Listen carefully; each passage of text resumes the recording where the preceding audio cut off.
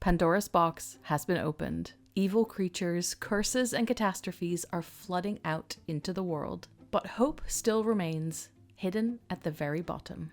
In this game, you'll be collecting triads, which are matching groups of 3 powerful deities or supernatural figures, and using their power of 3 to eliminate a player of your choice. Only the Hope card can stop a triad elimination. To win, a player must either eliminate all other players or be holding the Hope card in their hand at the end of the game. Here's how to set up the game. The deck includes 5 sets of triads, 2 shapeshifters, which can be added to 2 cards from the same triad to complete it, 36 solo cards, and 1 Hope card.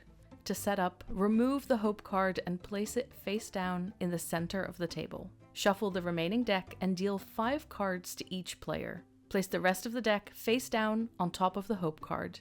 This becomes the draw pile. The player who opened the game box and unleashed chaos into the world goes first. Taking a turn.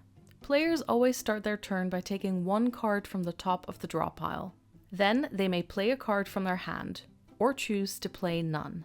There's no maximum or minimum hand size, and no limit to how many cards you can play on your turn. You decide when your turn ends. If you play a card, you must carry out its action immediately, and then place it in the discard pile. Each card contains a description of the action you should take when you play it. For example, if you play the Sphinx, you can pick up 2 extra cards from the top of the draw pile. You keep 1 and give the other to a player of your choice. After carrying out the action, you can keep playing cards. For example, you might choose to play Erotes, which forces an opponent to give you a card of their choice.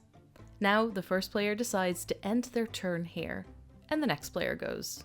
This player plays the 100-handed.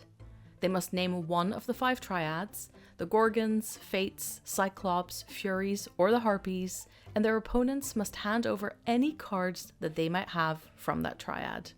Play continues around the table. If someone chooses to play a satyr, it will allow them to take the card that's at the bottom of the draw deck. Remember, Hope started out at the bottom, but the deck might have been shuffled if the Minotaur card has been played. Because there is a high chance of drawing Hope from the bottom of the deck, this player instantly becomes a target. How to steal Hope. There are a few ways to steal Hope from an opponent. A player might try their luck with the Kyries, which lets them steal a random card from another player. Or they might play the Nemesis card, which lets them choose exactly which card to take. Or they can use a triad.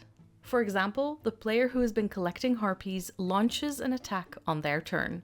They place the full triad down and name the player they want to eliminate. In this case, the player they suspect is holding Hope. Only Hope can stop a triad attack. If the targeted player has the Hope card in their hand, they reveal it and return it to the bottom of the draw pile. If they don't have Hope to protect themselves, they are eliminated and may distribute their remaining cards among the other players however they choose.